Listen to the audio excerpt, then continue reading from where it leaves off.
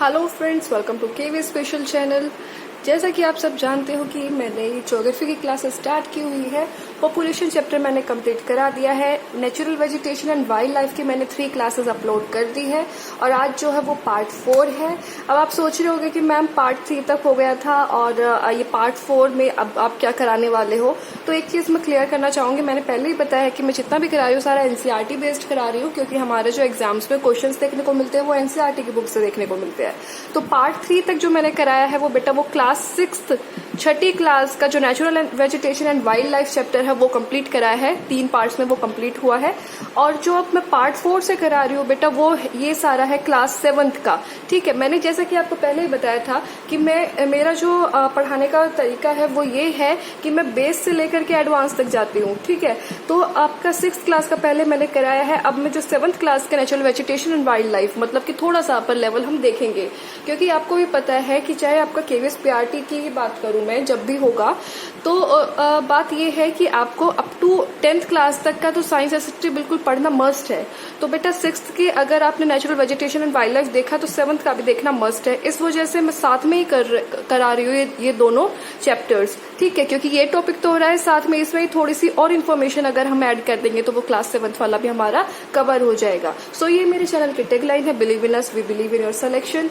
Before starting the class I would like to thank Rahul Kumar जो कि कल जुड़े हैं मेरे चैनल से और उन्होंने मेरी वीडियो को शेयर भी किया है। Thank you so much. आप भी अगर नए जुड़ते हो तो वीडियो को जरूर शेयर कीजिए।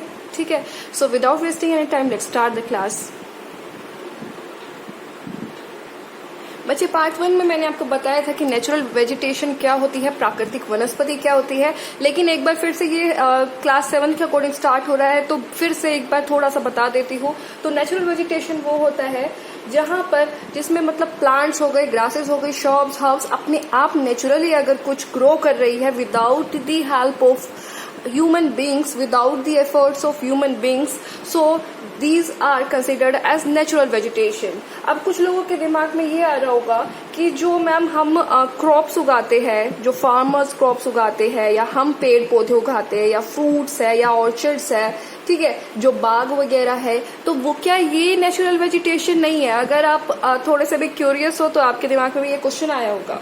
तो बच्चे ये मैं बताना चाहूंगी, जो आप लोग उगाते हो या फार्मर्स उगाते हैं, ठीक है, ह्यूमन बींग्स की मदद से जो भी चीजें ग्रो करती है तो बेटा वो आपका वेजिटेशन है, वनस्पति है। लेकिन नेचुरल वेजिटेशन या प्राकृतिक वनस्पति की मैं बात करूं तो नेचुरल वेजिटेशन वही है जो अपने आप उग जाए, ठीक है, without any help of human being. इसमें ह्यूमन बींग की कोई जरूरत नहीं है, नेचुरली ग्रो करेगी। ये क्या करेगी? नेचुरली ग्रो करेगी। तो उसी को कहते हैं हम नेचुरल वेजिटेशन। तो बच्चे बात अगर करूं नेचुरल वेजिटेशन की तो मेजर जो टाइप्स है नेचुरल वेजिटेशन की, प्राकृतिक वनस्पति 3 प्रकार की है। ठीक है, ब्रॉडली 3 प्रकार में बांटी हुई है। पहली है फॉरेस्ट में, दूसरी है ग्रासलैंड्स में और तीसरा है डेजर्ट स्क्रब्स में। ठीक है, तो आज हम इनके बारे में ही जानेंगे ब्रॉडली। और कुछ फॉरेस्ट के बारे में मैंने टाइप्स ऑफ फॉरेस्ट जो क्लास 6 के अंदर थे आपके, ट्रॉपिकल डेसिडुअस फॉरेस्ट और ट्रॉपिकल एवरग्रीन फॉरेस्ट, कुछ मैंने डिजर्ट वाला थॉर्नी बुशेस के बारे में, माउंटेनियस मैंग्रोव फॉरेस्ट, कई सारी चीजें कराई थी। ठीक है, कॉनिफेरस फॉरेस्ट वो तो इंक्लूड होगा ही, लेकिन कुछ टॉपिक्स जैसे ग्रासलैंड से ये नहीं हुए थे तो ये भी ऐड हो जाएंगे और 1-2 फॉरेस्ट इसमें ऐड हो जाएगा।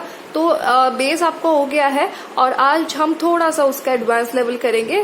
तो जानते हैं कि फॉरेस्ट क्या होता है, ग्रासलैंड क्या होता है और डेजर्ट स्क्रब्स क्या होता है। तो बच्चे फॉरेस्ट की हिंदी है वन, ग्रासलैंड्स की है घास स्थल और डेजर्ट स्क्रब्स को कहते हैं हम कांटेदार झाड़ियां। तो फॉरेस्ट वो होते हैं जहां पर आपका रेनफॉल, वर्षा ज्यादा होती है और साथ में आपका टेम्परेचर हाई होता है। जहां भी रेनफॉल एंड टेम्परेचर हाई होता है और ये जो ट्री कवर को मतलब कि जहां पेड़ है उसमें जो पेड़ उगते हैं वहां रेनफॉल और टेम्परेचर ज्यादा है तो एज अ रिजल्ट घने एवं खुला जंगल हमें मिलता है। ठीक है, घना और खुला जंगल हमें मिलता है। सो इसी को हम, ये फॉरेस्ट की कैरेक्टरिस्टिक्स है, ऐसे ही फॉरेस्ट बनता है। और ग्रासलैंड्स उन जगह पर होता है, ग्रासलैंड्स उन जगह पे होता है जिन क्षेत्रों में, जिन रीजन्स में, ठीक है, मॉडरेट रेनफॉल होती है। कैसी? मॉडरेट रेनफॉल होती है। मॉडरेट का मतलब होता है कि ना अधिक ना कम, ठीक है, माध्यम, माध्यमिक।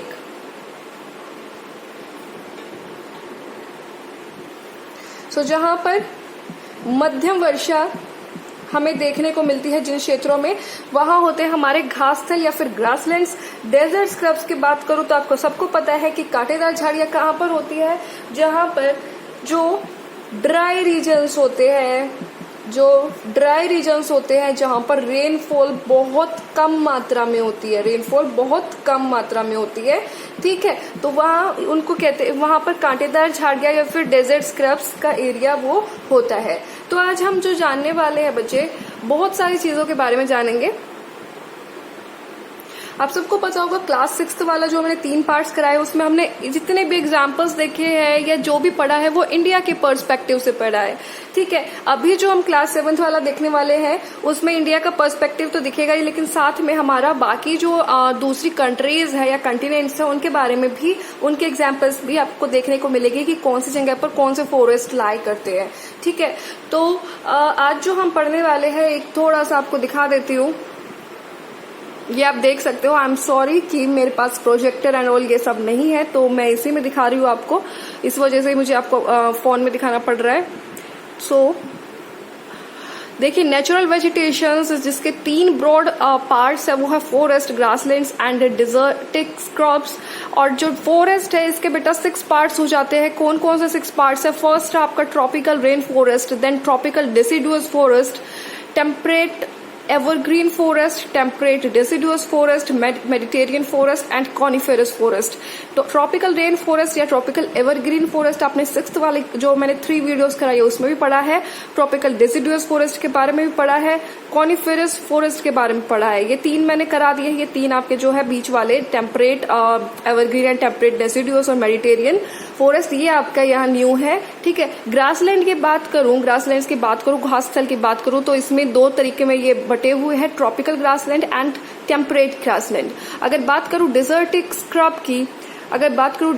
स्क्रब की, तो आप देख सकते हो tropical desert and tundra regions, ये 2 चीजें हम यहाँ पढ़ने वाले हैं, ठीक है। तो आज हम इन सब के बारे में जानेंगे।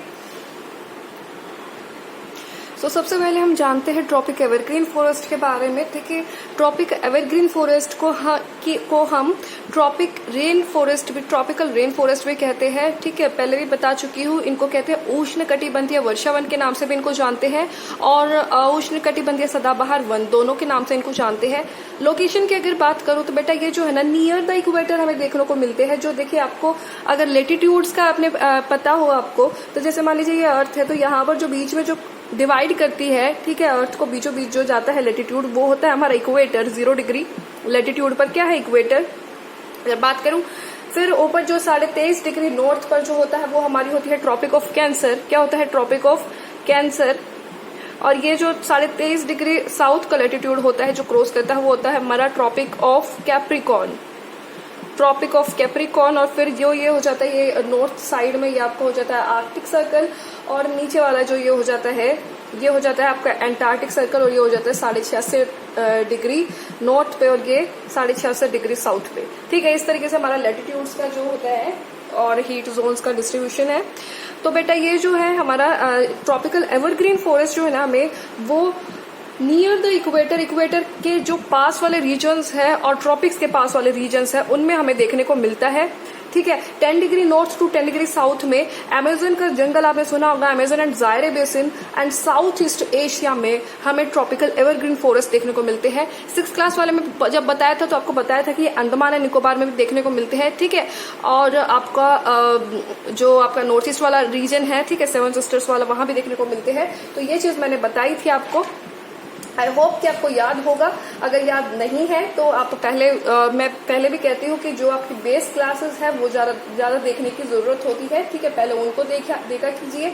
नॉर्थ स्ट्रिप ऑफ वेस्टर्न घाट पर भी हमें देखने को मिलते हैं, इंडिया के अंदर भी ट्रॉपिकल एवरग्रीन फॉरेस्ट है, ठीक है। अगर मैं बात करूँ यहाँ के क्लाइमेट की, तो क्लाइमेट बेटा hot and receive heavy rainfall through out the year. पूरे साल यहाँ पर क्या होती है? हैवी रेनफॉल होती है, ठीक है। तभी इसी वजह से हम इसको क्या कहते हैं? ट्रॉपिकल रेन फॉरेस्ट या फिर उष्ण कटिबंधीय क्या कहते हैं, उष्णकटिबंधीय वर्षावन भी कहते हैं। ठीक है, और आई होप कि ये आपको पता चल गया होगा कि हमें कहाँ पर देखने को मिलते हैं। इक्वेटर और ट्रॉपिक ऑफ कैंसर के नियर हमें देखने को मिलते हैं ट्रॉपिकल एवरग्रीन फॉरेस्ट, अगर पूरा अर्थ के बारे में बात करूं तो। सो भूमध्य और उष्ण कटिबंधीय के क्षेत्रों के रेखा के आसपास हमें ये उष्ण कटिबंधीय वर्षावन देखने को मिलते हैं। और इसके अलावा इसके और कैरेक्टरिस्टिक्स की बात करूं तो मैंने पहले भी बताया हुआ है कि यहाँ के जो फॉरेस्ट होते हैं वो इतने घने होते हैं, इतने डेंस होते हैं फॉरेस्ट, कि जो सनलाइट है वो जमीन तक नहीं पहुंच पाती, क्योंकि जो इनकी जो ट्रीज की कैनोपी होती है बहुत डेंस फॉरेस्ट ये होती है और बहुत टॉल ट्रीज यहाँ पर देखने को मिलते हैं। बहुत लंबे लंबे पेड़ यहाँ पर होते हैं और इनकी जो कैनोपी है मतलब बहुत घने होते हैं, एक दूसरे से ऐसे बिल्कुल मतलब घने इतने ज्यादा होते हैं कि जो सूरज की जो रोशनी है वो जमीन तक नहीं पहुंच पाती। ठीक है, सो नेक्स्ट मैंने आपको एक चीज और बताया था कि यहाँ पर जो है बहुत सारे किस्मों के पेड़ होते हैं, बहुत सारी प्रजातियां पाई जाती है, बहुत सारी स्पीसीज होती है ट्रीज की, जो अलग अलग सीजन्स में क्या अपनी ट्रीज की लीव्स को शेड करते हैं। तो ये एज अ रिजल्ट क्या होता है कि ये हमेशा हमें हरे भरे देखने को मिलते हैं। इसी वजह से इनको ट्रॉपिकल एवरग्रीन फॉरेस्ट कहते हैं कि हमें ये सदाबहार एक जैसे देखने को मिलते हैं। और यहाँ पर जो ड्राई सीजन होता है वो नहीं होता है। एज अ रिजल्ट यहाँ पर पर्टिकुलर कोई ड्राई सीजन नहीं है, तो डेसिडुअस फॉरेस्ट के तरह तो ये हमें एवरग्रीन फॉरेस्ट इसलिए कहते हैं, हम हरे भरे ज्यादा देखने को मिलते हैं। यहाँ पर हमें हार्डवुड ट्रीज पहले भी एग्जांपल बता चुकी हूँ। ठीक है, रोजवुड, एबोनी एंड मेहोगेनी, ये मैंने आपको पहले भी एग्जाम्पल बताए हैं। ये ट्रीज आपको ट्रॉपिकल एवरग्रीन फॉरेस्ट में देखने को मिलते हैं। सो आप लोग अपनी स्क्रीन पर देख सकते हो, ये जो आपके जो ये पिक्चर्स आप देख रहे हो अपनी स्क्रीन पर, ये आपके एग्जाम्पल्स है फॉरेस्ट, जो एवरग्रीन फॉरेस्ट आप देख सकते हो कि कितने घने जंगल है। ये देख सकते हो कि कितने डेंस फॉरेस्ट यहाँ के होते हैं। तो बच्चे ये आपका जायरे फॉरेस्ट और जो आपका अमेजन फॉरेस्ट है वहां की तस्वीरें हैं। तो ये आपका एवरग्रीन फॉरेस्ट की पिक्चर्स है। इसमें एक चीज और ऐड करना चाहूंगी कि जो ट्रॉपिकल एवरग्रीन फॉरेस्ट जहां पर होते हैं बेटा, यहाँ पर पॉपुलेशन बहुत कम है। ठीक है, आई एम रबिंग दिस, यहाँ पर पॉपुलेशन कम है, पॉपुलेशन लो है, और पॉपुलेशन लो होने की वजह से ये जो आपके जंगल है उनका कमर्शियल एक्सप्लॉयटेशन नहीं होता है।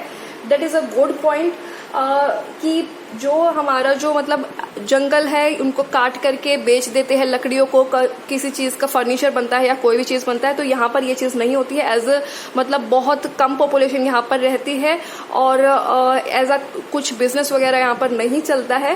सो कमर्शियल एक्सप्लॉयटेशन नहीं होता है यहाँ के फॉरेस्ट का।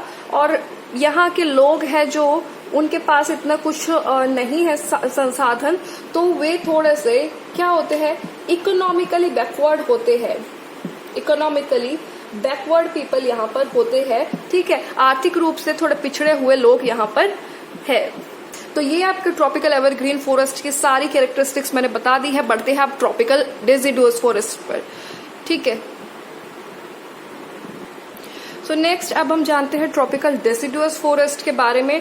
ट्रॉपिकल डेसिडुअस फॉरेस्ट को हम उष्णकटिबंधीय पर्णपाती वन भी कहते हैं और इनको मानसून वन भी कहते हैं। ठीक है, ट्रॉपिकल डेसिडुअस का दूसरा नाम है मॉनसून फॉरेस्ट, इनको मॉनसून फॉरेस्ट भी कहते हैं। और ये कहाँ कहाँ पाए जाते हैं उनके बारे में देखते हैं। ठीक है, found in large part of India, पहले भी बताया हुआ है कि इंडिया के बहुत सारे रीजन्स में ये देखने को मिलते हैं, जैसे यूपी में, मध्य प्रदेश में, बिहार में, झारखंड में, छत्तीसगढ़ में, ओडिशा में और पार्ट्स ऑफ महाराष्ट्र में। ठीक है, ये मैं करा चुकी हूँ, पार्ट 2 में करा था। ठीक है, और भाई इसके अलावा अगर दूसरी कंट्रीज का देखा तो नॉर्थ ऑस्ट्रेलिया में, सेंट्रल अमेरिका में हमें डेसिडुअस फॉरेस्ट या फिर पर्णपाती वन देखने को मिलते हैं। क्लाइमेट की अगर बात करूं तो ये जो जिन क्षेत्रों में जो डेसिडुअस फॉरेस्ट होते हैं ना, वहां वे गर्म होते हैं और यहाँ जो रेनफॉल होती है यहाँ लेस देन 200 सेंटीमीटर्स होती है।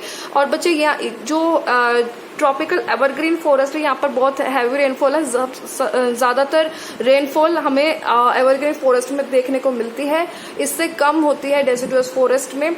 और अगर एक कैरेक्टरिस्टिक्स की बात करूं तो वो ये है कि यहाँ पर एक ड्राई सीजन होता है। पर्टिकुलर ड्राई सीजन में, हर साल ड्राई सीजन में जो पेड़ है वो अपने पत्ते झाड़ देते हैं और अपना जो वाटर को कंजर्व करने के लिए, तो और इसी वजह से इसको पर्णपाती वन भी कहा जाता है, क्योंकि पर्णपाती मतलब कि जो पत्ते हैं वो गिर जाते हैं। तो हर साल ड्राई सीजन में ये अपने ट्रीज जो है अपनी लीव्स को शेड कर देते हैं। ट्रीज की अगर बात करो, यहाँ मोस्ट इम्पोर्टेंट जो ट्रीज यहाँ देखने को मिलते हैं वो मिलते हैं हमें सैंडलवुड, टीक, साल, नीम, बैम्बू, शीशम एक्सेट्रा। और ये जो है ये हार्डवुड ट्रीज है जो कि हमारे फर्नीचर में, ट्रांसपोर्ट में और कंस्ट्रक्शन मटेरियल में, जो आप देखते हो ना कि आपने अगर चिनाई वगैरह देखी हो, कंस्ट्रक्शन हुई हो घर में, तो जो बड़े बड़े जो लकड़ियों का यूज करते हैं, इतनी जो इमारतें बनती है उनमें बांस के डंडे बांध के या कुछ इस तरीके से कंस्ट्रक्शन होती है, तो उनमें बहुत मजबूत लकड़ियां जो यूज करनी होती है वो इन्हीं में से होती है।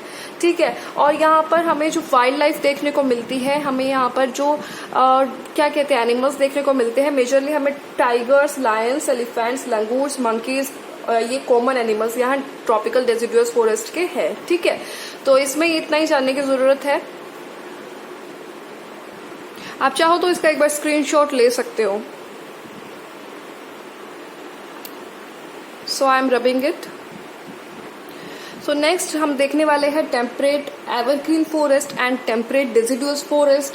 ठीक है। टेम्परेट जो हम है ये इसको कहते हैं शीतोष्ण सदाबहार वन और इसको कहते हैं शीतोष्ण पर्णपाती वन। ठीक है। तो इनके बीच में हम डिफरेंस देखते हैं। तो बेटा ये जो टेम्परेट एवरग्रीन फॉरेस्ट है ना, ये हमें देखने को मिलते हैं located in the mid latitudinal coastal region. जितने भी मिडिल लैटिट्यूड के कोस्टल रीजन है ना, उनमें देखने को मिलते हैं। ठीक है।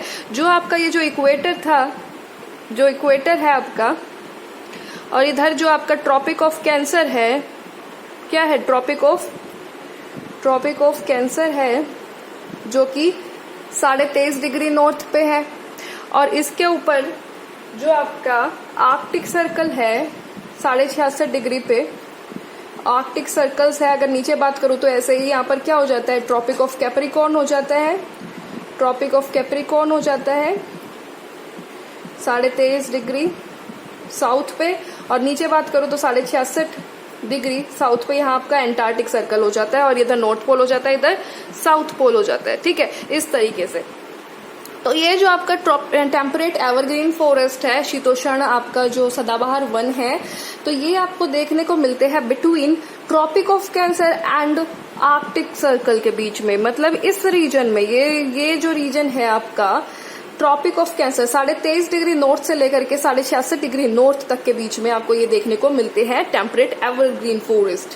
और अगर इधर बात करूं तो ये आपका ये जो एरिया है, इधर आपका ये टेम्परेट एवरग्रीन फॉरेस्ट देखने को मिलते हैं।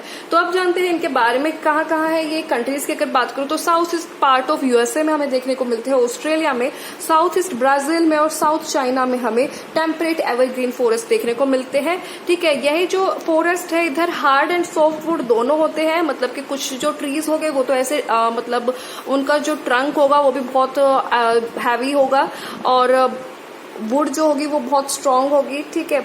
और कुछ ऐसी होगी जो सॉफ्ट वुड होगी वहां ट्रीज की। तो इनके एग्जांपल्स, मेन जो एग्जांपल्स है ट्रीज है इंपॉर्टेंट, वो है ओक, पाइन एंड यूकेलिप्टस।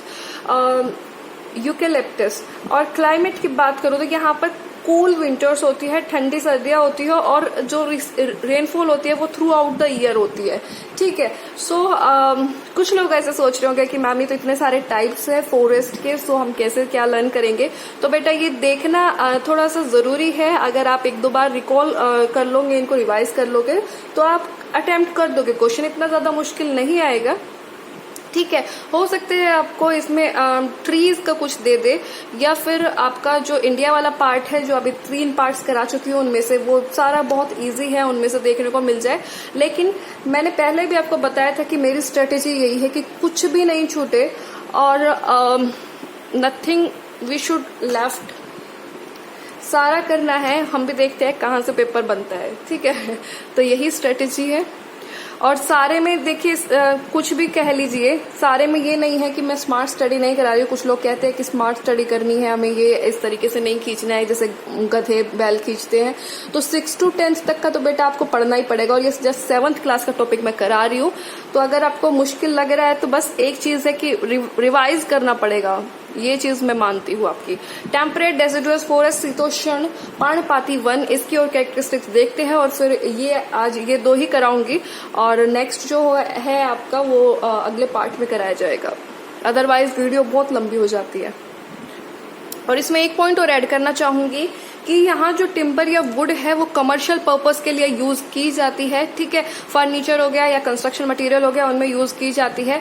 वैसे ही जैसे मैंने ट्रॉपिकल डेसिडुअस फॉरेस्ट बताया था आपको, तो ट्रॉपिकल डेसिडुअस फॉरेस्ट मतलब कि जो आपका उष्ण कटिबंधीय पर्णपाती वन बताया था इससे पहले, तो उसमें भी क्या है कि ये इतने डेंस नहीं होते हैं as compare to evergreen forest. जो ट्रॉपिकल एवरग्रीन फॉरेस्ट है उनसे कंपेयर करो तो वो कम डेंस होते हैं। तो वहां भी कमर्शियल पर्पस के लिए वुड को यूज किया जाता है। इसी वजह से मैंने कहा था कि कंस्ट्रक्शन मटेरियल में टिम्बर का यूज किया जाता है, ठीक है। तो आप टेम्परेट डेसिडुअस फॉरेस्ट की कैरेक्टरिस्टिक्स देखते हैं फटाफट से।